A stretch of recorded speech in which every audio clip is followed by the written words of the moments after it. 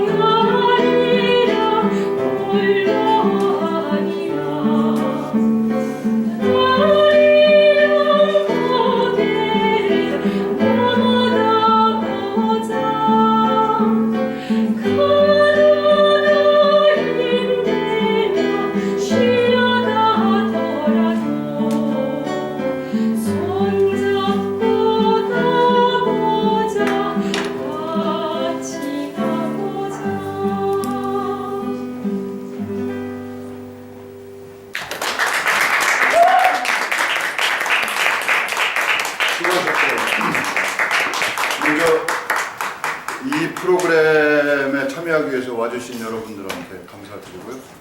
충남대학교 무용학과 학생들인가요? 1학년 학생. 아, 대학원생들이에요? 1학년. 학부? 학부 1학년. 참 성숙한 학생들인 것 같은데요. 오늘 정은혜 교수님께서 아주 한국에서도 유명한 독보적인 무용가이셔서 이 자리에 모셨거든요. 이 프로그램은 요즘 이제 세계화라고 하는 말이 너무 유행처럼 우리 곁에 있지 않습니까? 하나의 경제권, 하나의 정치 체제, 이것이 세계화의 기본적인 골격이고 프레임인데요. 그러다 보니까 지역의 고유성이나 희소성이라고 하는 것이 점점 사라지고 있어요. 근데 이제 지역이라고 하는 것이 이제 철학자들 뿐이 아니고 우리 각자 개인들이 겪으면 세계를 인식하고 자아를 확인하는 가장 기본적인 공간이 지역이라고 그렇게 얘기를 하거든요. 그런 지역이 사라질 위기에 처해 있어서 우리가 살고 있는 대전 충청 지역을 다양한 관점에서 다양한 배경을 가진 전문가들이 한번 어떻게 생겨먹은 땅이고 어떻게 생겨먹은 장소인지를 구분하고 분석하고 바람직한 정체성이 무언가를 한번 만들어내보자라는 것이 이 프로그램의 취지입니다. 이 프로그램은 대전광역시에 있는 평생교육진흥원하고 같이 협력해서 이렇게 만들어서 진행을 하고 있습니다. 오늘이 두 번째 시간인데 정은혜 무용가 또 정은혜 교수 이 자리에서는 정은혜 교수 이렇게 제가 여쭙는 게 그렇게 부르는 게 맞겠죠? 네. 예. 자기소개를 잠깐 좀 한번 해주신다면. 저는 5살 때부터 춤을 춰온 춤추는 정은혜입니다.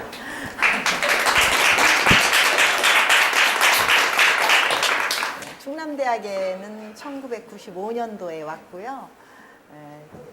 대전이 저의 고향은 아니지만 저의 제2의 고향으로 생각하고 대전을 위해서 뭔가 하고자 했는데 그것이 지금 대전 신무로 탄생이 되었다고 봅니다. 이제 사실은 무용가라고 해서 또 훌륭한 안무가라고 해서 대전 신무 뭐 이런 식의 그 자기 무용을 시리즈로 특히 어떤 지역을 주제로 해서 자기 이름으로 갖고 계신 분들은 아주 특별하지 않을까요? 제가 알기로는 아마 세계에서 유일하다고 봅니다. 세계 유일하신 분을 저희가 모시고 이야기를 나누게 됐네요. 참 영광이라고 아유, 생각하는데. 감사합니다. 근데 조그만한 생각이 예. 이렇게 큰 일을 천천히 긴 호흡으로 만들어낸 것 같아요. 그래서 이제 95년도에 충남대학교 왔을 때 제가 사실은 교수로 이렇게 부임을 하면 기뻐야 하는데 기쁘지 않았어요. 제가 가고 싶던 학교가 아닌 학교를 왔었거든요. 그래서 기쁘지 않은 상태에서 좀 지냈는데 와 보니까 대전이 뭐 지금도 그렇지만 뭔가 이렇게 이미지가 청주만 가더라도 뭔가 아늑한 전통이 흐르고 있고 이런 느낌이었는데 대전은 참 삭막해 보였어요. 제가 볼 때. 그래서 내가 춤추는 사람으로서 그러면 이제 여기 와서 내가 이제 살아야 될 텐데 뭔가를 의미 있는 일을 하면서 살아야 되겠다 생각을 해서 하고 있는 중에 그 권영원 선생님이라고 한학자가 있으셨어요. 그분한테 제가 이제 한국 춤을 추니까 주역 공부를 했습니다. 그래서 주역을 배우면서 그분께 대전에 관한 여러 가지 말씀을 들었어요.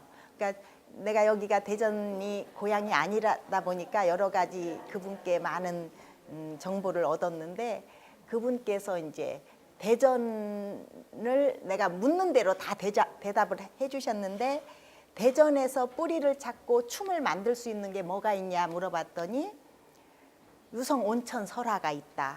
그 안에는 학이 온천을 발견했는데 그 학춤이 대전의 춤이 될 수 있지 않을까 이런 말씀도 해주시고 그 다음에 이제 저기 수은교가 있죠. 그 수은교는 이제 한국 민족 종교인데 여기 대전이 본산이고 그 안에 가면 공양 의식 중에 바라춤이 있는데 그 춤도 뿌리 있는 춤이라고 본다. 그러니까 그것을 발굴해서 대전에 춤을 만들면 좋겠다. 이런 좋은 말씀들을 많이 해주셨어요.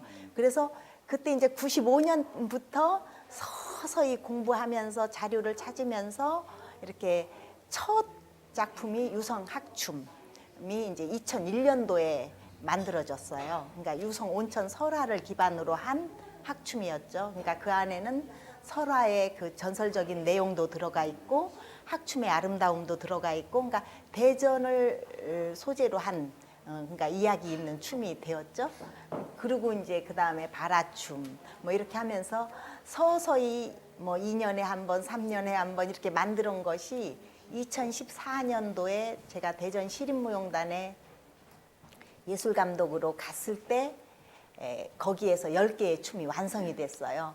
그래서 총 19년이라는 세월 속에 그 10개의 춤이 탄생이 된 겁니다. 예. 이제 아까 말씀하셨듯이 청주하면 청주만의 독특한 그 개성이 있거든요. 네네. 그걸 청주의 지역성이라고 할 수도 있고 장소성이거나 정체성이라고 볼 수가 있는데 네. 대전하면 크게 와닿는 특별한 이미지가 없었다. 네. 어떤 감성이 없었다. 네, 그런 감성적인 말씀. 게, 예. 네. 그래서 그런 요소를 뭔가 좀 끄집어내서 무용하고 접목시키려고 하는 노력이 네. 물론 이제 다른 동기도 네. 있었지만 네, 네. 그것이 대전 신무로 탄생하게 된 네. 배경과 취지다. 네. 그러니까 대전 하면 뭔가 이렇게 충청 대전의 양반의 도시라는 이미지, 그다음에 이제 또 여기 과학단지가 있기 때문에 과학의 도시 이렇기는 한데 뭔가 활력 넘치고 볼거리가 있는 도시는 아니잖아요. 그러니까 전주나 부산이나 경주나 뭔가 관광 명소가 있는데 대전은 관광 명소가 없더라고요. 그래서 그거와 연계해서 이렇게 발전시킬 수 있는 그런 춤을 만들고자 했는데, 그래서 그 안에는 개족산도 들어가고 갑천도 들어가고 여러 가지 10가지의 춤이 만들어졌죠. 예, 그러니까 대전 신무를 이제 다음 질문에서 또 여쭤보려고 했던 부분인데 네. 그 지금 말씀하신 역사 문화 속에서 스토리를 만들어서 끄집어내기도 했고 네. 또 하나는 자연 경관 속에서 어떤 이야기 주제를 만들어서 거기서 무용을 탄생시키기도 했고 네. 이제 또 설명을 해주셔야 되겠지만 대전 신무라고 하는 것이 대전이라고 하는 지역이 갖고 있는 장소적 특수성이나 고유성을 주제로 삼아서 창작해낸 창작무다 뭐 이렇게 볼 수가 있는 거네요. 그쵸, 저희가 창작. 구분을 한다면. 네, 예. 그렇죠. 창작 무용이죠. 예, 그래서 이제 일반적인 질문인데요. 이제 저희가 대전무용, 대전신무 이렇게 말씀을 하셔서 이제 신무에 대한 설명은 이제 이해가 가는데 네. 대전무용이라고 하는 것이 도대체 뭡니까? 예를 들면 정 교수님은 대전 출신은 아니시지만 네. 대전에서 살고 계시니까 네. 대전에서 활동하시는 분이 만든 무용이라 대전무용이라고 하는 건지 대전 정신이나 대전의 역사나 스토리를 담아낸 무용이기 때문에 대전무용이라고 하는 건지 이런 구분을 좀 한번 해주고 저희가 논의를 진행하는 게 맞을 것 같은데요. 대전무용이란 뭐다 이런 정의를 네, 대전의 무용은 이제 사실 진도 북춤이라든지 뭐 진도 강강술래라든지 그 지역마다 춤이 있어요. 대부분의 지역은 뭐 부산의 동네 학춤이라든지 이렇게 지역마다 춤이 있는데 우리 대전은 없어요. 그래서 대전 무용이 뭐냐 그러면 대전을 소재로 한 춤이지 대전 사람이 하는 춤이기 때문에 대전 무용이 아니라 이제 제가 추구하는 바는 또 한국의 춤이 굉장히 레파토리가 다양화되어 있지 않아요. 그래서 보통 한국 춤 하면 살풀이, 승무, 뭐 태평무 이 정도가 한국의 춤이다 그렇게 알려져 있거든요. 그러면 뭔가 정말로 다양한 레파토리를 가지고 관객들이 한국 춤을 좋아하게 만들어야 되는데 그 다양성이 없다. 그래서 한국의 춤을 대전을 소재로 해서 대전의 춤이지만 한국의 춤이고 세계로 나아갈 수 있는 춤을 만들자는 그런 취지를 갖고 있죠. 그리고 이제 대전 충청 지역만의 독특한 무용 형식이라고 할 만한 건 없다고 보시는 거네요. 아니죠. 있습니까? 그렇죠. 이제 그러니까 형식을 담은 겁니까? 대전을 주제로 춤의- 한 스토리가 있는 내용을 담으신 게 내용도 담고 내용도 있고 형식도 있는 겁니다. 형식도 약간 거기에 맞게 개발을 했죠. 그러니까 말하자면 대전 양반춤을 한다 그러면 대전 사람들이 굉장히 능청거리면서 여유로우면서 낭만적인 기질이 있잖아요. 그러면 그런 모습이 춤으로 나타나면 어떻게 나타날까 이런 걸 생각해서 동작을 만들어서 창작을 한 거지 그 내용만 있는 건 아니죠. 그러니까 형식도 거기에 맞게 창의적으로 만들려고 노력을 그 했죠. 이제 그 말씀을 하시니까 저희가 아까 여러 지방의 특별한 독특한 무용에 대해서 말씀을 해주셨는데 대전도 이제 농사질 때 어깨춤이든 농무라고 하나요? 네. 농무가 있을 테고 다양한 민속 행사 때 예를 들면 부사동의 칠성놀이 뭐 네. 이런 것이 네. 그 하나의 저는 무용의 형태라고 생각해요. 네네. 원래부터 저희는 춤과 음악을 사랑했던 민족이기도 하지 않습니까? 네네. 그래서 대전이라고 충청이라고 해서 예외 지역은 아니었을 테니까 네. 그러면 대전 신무라고 할 때 대전이라고 하는 이름을 붙인 걸 지금 말씀하신 대로 대전을 주제로 한 스토리가 내용으로 들어가고 대전 지역 사람들이 동의하고 공유할 만한 그런 그 형식을 갖추고 있다. 뭐 이렇게 정의를 내리면 되는 겁니까?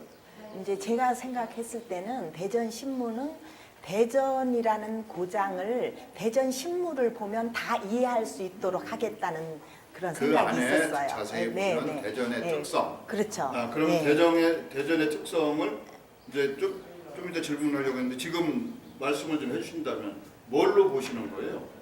이제 뭐 여러 가지 이제 자연적인 경관적인 특성도 있을 테고 심리적 정서적인 특성도 있을 테고 역사적 뭐 아니면 산업적인 특성도 있을 테고 뭐 다양하게 그 안에 녹아 있을 거라고 생각이 되는데 그렇죠. 그래서 10개의 그 소재를 그렇게 다양하게 정했습니다. 예. 그래서 일부부터 한번 소개를 해주신 거예요. 네, 처음에 그래서 대전을 대표할 수 있는 남과 여를 생각했죠. 그러니까 남자는 대전의 양반이고 그 대전 양반도 어떤 양반이냐. 대전의 양반은 누구일까? 대전과학단지에서 연구를 하는 연구원들이 대전의 현재의 양반이 아닐까 생각을 했어요.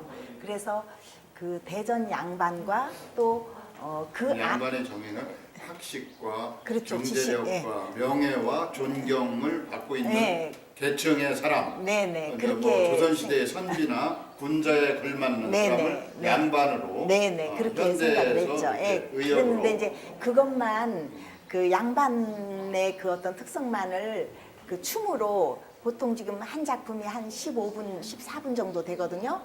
14분 내내 그 대전의 그 덕스러움, 그 양반의 덕스러움과 군자다움을 얘기하면 얼마나 지루하겠어요. 그러니까 그것을 굉장히 대비를 시켰죠. 그래서 그 아주 군자답지 않은 양반과 정말 군자다운 양반을 대비시키면서 거기에 정말 재미있고 풍자가 넘치는 그런 해학이 넘치는 그런 작품으로 구성을 했죠. 그런 것이 바로 춤의 특성이고 독창성이죠.